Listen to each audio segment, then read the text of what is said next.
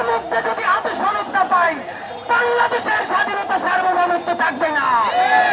বাংলাদেশ জিন্দাবাদ, লাল মার্চ জিন্দাবাদ।